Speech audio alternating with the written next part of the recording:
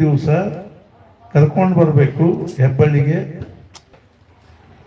ಮತ್ತು ಅಲ್ಲೇನದ 1 ತಾಸು 2 ತಾಸು 3 ತಾಸು ನಿಶ್ಚಿತವಾಗಿ ಕೂತ್ಕೊಂಡು ಜಪ ಮಾಡಿ ನಿಮ್ಮ ಹೆಸರು, ನಿಮ್ಮ ಫೋನ್ ನಂಬರು ಮತ್ತು ನೀವು ಎಷ್ಟು ಮಂದಿ ಬಂದಿದ್ರಿ, ಎಷ್ಟೊತ್ತಿಂದ ಎಷ್ಟೋ ತನಕ ಮಾಡಿದ್ರಿ.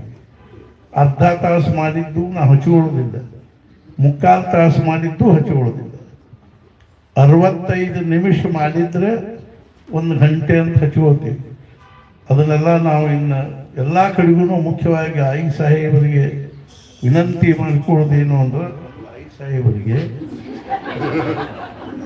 ನೀವೆಲ್ಲ ಐ ಸಾಹೇಬರಿಗೂ ಪ್ರೇರಣಾ ಮಾಡಿ ಬಹುಸಂಖ್ಯೆಯಲ್ಲಿ ಹೆಣ್ಮಕ್ಕಳು ಅಥವಾ ಗಂಡಸರ ಆಫೀಸ್ ಹೋದ ಕೂಡ ನೀವು ಹೊಂಟು ಬಿಡೋದು, ಅಲ್ಲೇ ಬಂದು ಜಪ ಮಾಡಿ ಊಟ ಪ್ರಸಾದ ಮಾಡಿಕೊಂಡು ಮತ್ತೆ ಅವ್ರ ಆಫೀಸ್ನಿಂದ ಬರೋದೊಳಗಾಗಿ ಮನೆಗೆ ಹೋಗ್ಬಿಡು. ಅಷ್ಟ್ರಾಗ 1 ತಾಸು ಮಾಡಿದ್ರು ಸಾಕು. 10 ಮಂದಿ ಕೂತು 10 ತಾಸು ಮಾಡಿದ್ರು ನಮಗೆ ಸಂತೋಷ. ನಾ ಹಿಂಗೆ ಎಲ್ಲ ಕರ್ನಾಟಕ ಮಹಾರಾಷ್ಟ್ರ ತುಂಬ ಹೆಣಾಯಿತು.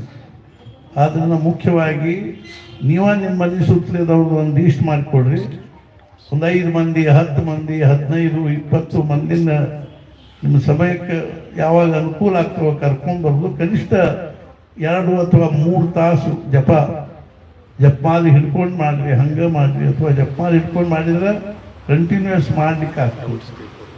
ಈ ರೀತಿಯಾಗಿ ತಾಸುಗಟ್ಟಲೆ ಜಪ ಮಾಡುವುದಕ್ಕೆ ಏನೊಂದು ಸಂಕಲ್ಪದನೋ ಅದು ತಾತ್ಯಾ ಸಾಹೇಬರ ಒಂದಲ್ಲಿ ಏನು ಮಠ ಅದ ಮುಂಬೈಯಲ್ಲಿ, ಅಲ್ಲಿ ಮಾಡ್ತಾ ಇರೋದ್ರಿಂದ ನಮಗೂ ಅದೊಂದು ಬಹಳ ಉತ್ತಮವಾದದ್ದು ಅಂತ ಅನ್ನಿಸ್ತೀವಿ. ಮತ್ತು ಗಂಡಸರ ಆ ಸಮಯದಲ್ಲಿ ಬರಬಾರ್ದು ಅಂತೇನಿಲ್ಲ, ಅವರೂ ಬರಬೇಕು. ಮತ್ತು ಮುಖ್ಯವಾಗಿ 1 ತಾಸು ಪೂರಾ ಕೂಡಬೇಕು.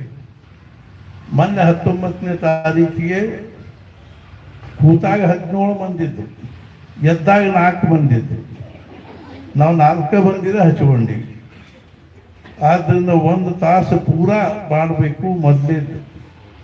ಇನ್ನೊಂದು ಮಹತ್ವದ ವಿಷಯ ಏನು ಅಂದ್ರೆ, ನಾವು 13 ಕೋಟಿದು ಒಂದು ಸಂಖ್ಯಾತ್ಮಕವಾಗಿಯೂ ಇದನ್ನು ಮಾಡೀವಿ, ಸಂಕಲ್ಪ ಮಾಡೀವಿ. ಅದಕ್ಕನುಸಾರವಾಗಿ ನಿಮ್ಮ ಮನೆಗಳಲ್ಲೇನೆ ಅಗದಿ ಲಕ್ಷ ಒಟ್ಟು ನಿಧಾನವಾಗಿ ಮಾಡತಕ್ಕಂಥ 5,000, 3,000ದಿಂದ 5,000 ಸಂಖ್ಯೆಯನ್ನು ನಾವು ಬರ್ಕೋತೀವಿ. ಆದ್ದರಿಂದ ನೀವು ಅದನ್ನು ತಿಂಗಳಿಗೆ ಒಮ್ಮೆ ನೀವು ಹೆಬ್ಬಳ್ಳಿಯಲ್ಲಿ ಬಂದು ಆಗಲಿ ಅಥವಾ ಇಲ್ಲಿ ಶಶಿಗಾಗಲಿ ಯಾರಿಗಾದರೂ ತಿಂಗಳಿಗೆ ಒಮ್ಮೆ ತಿಳಿಸಿದ್ರು ಅದನ್ನು ನಾವು ಬರ್ಕೊಂಡು ಅದು ಸಹಿತ 1 ವರ್ಷದಲ್ಲಿ ಪೂರ್ಣ ಆಗಬೇಕಾಗಿದೆ 13 ಕೋಟಿ. ಇನ್ನೊಂದು ಮಹತ್ವದ ವಿಷಯ ಏನು ಅಂದರೆ, ನಾನೀಗ ಬರಬೇಕಾದ್ರೆ ಮರೆತು ಬಂದೆ, ಅಲ್ಲಿ ತರಬೇಕು ಅಂತ ಮಾಡಿದ್ದೆ. ನಮಗೆ 13,000 ಜನರಿಂದ ಪ್ರತಿ ದಿವಸ ಬ್ರಹ್ಮಾನಂದ ಮಹಾರಾಜ್ ಬಂದಿರತಕ್ಕಂಥ ಮೋಕ್ಷ ಪ್ರಾಪ್ತಿಯ ಗುಟ್ಟು,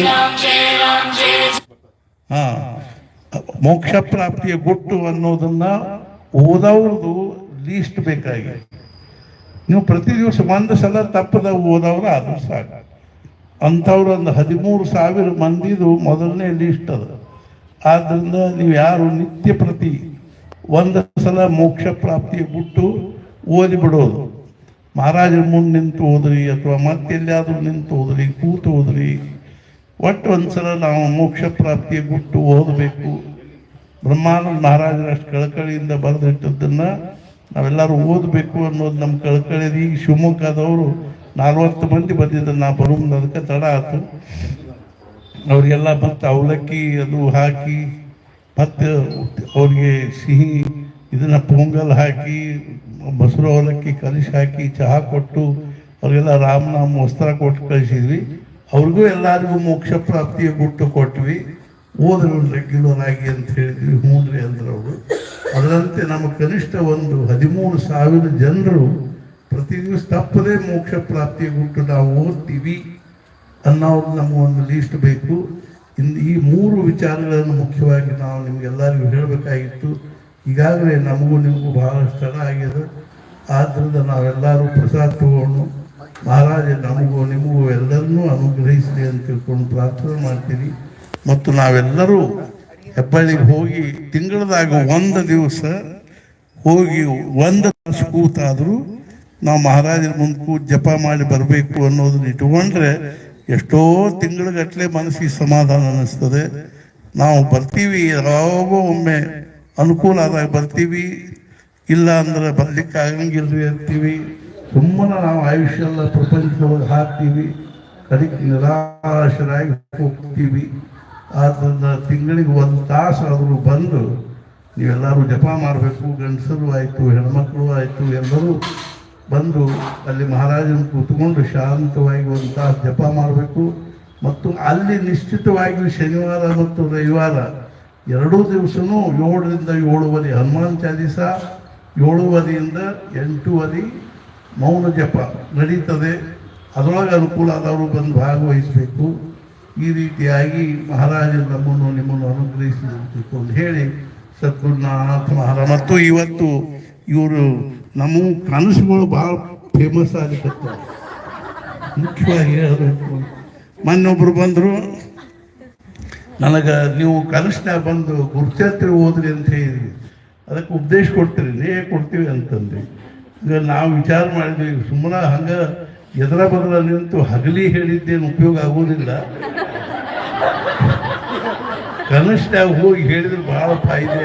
ಮೊನ್ನೊಬ್ರು ಯಾರೋ ಬಂದು ಹೇಳಿದ್ರು, ನೀವು ನಮ್ಮ ಕನಸಿನಾಗ ಹಂಗೆ ಹೇಳಿದ್ರಿ ಹಿಂಗೆ ಹೇಳಿದ್ರಿ ಅಂದ ಕೂಡಲೇ ನಾವು ಅದಕ್ಕೆ ಬಂದೀವ್ರಿ ಅಂದ್ರು. ಚಲೋ ಆಗ್ಬಿಡ್ರಪ್ಪ ಅಂತ ಹೇಳಿದ್ವಿ. ನಾವು ಪ್ರತ್ಯಕ್ಷ ಹೇಳಿ ಹೇಳಿ ಹೇಳಿ ಸಾಕಾತು. ಇನ್ನು ಕನಸ ನಮಗೆ ಒಳ್ಳೆ ಉಪಯೋಗದ್ದು ಅನ್ನುತ್ತಾರೆ. ನೋಡ್ರಿ, ಇದೆಲ್ಲ ಕನಸಿನ ಫಲ ಇದು. ಆದ್ದರಿಂದ ನಮಗೂ ನಿಮಗೂ ಎಲ್ಲರಿಗೂ ಕನಸು ಬೇಡಿ, ನಾವು ನಿಮ್ಮ ಕನಸಿನಾಗ ಬಂದು ಏನಾದರೂ ಹೇಳಿ ಹಂಗೆ ಮಹಾರಾಜ ನಮಗೂ ನೀವು ಮತ್ತು ನೀವು ಅದನ್ನು ಈ ರೀತಿಯಾಗಿ ಏನು ಹೇಳಿರ್ತೀವೋ ಅದನ್ನು ಈ ರೀತಿಯಾಗಿ ಅಗ್ದಿ ವ್ಯವಸ್ಥಿತವಾಗಿ ಪಾಲನೆ ಮಾಡಿರಿ. ಮತ್ತು ಇವರಿಗೆ ಕನಸಿನ ಫಲ ಸಿಕ್ಕು ಹೋತು.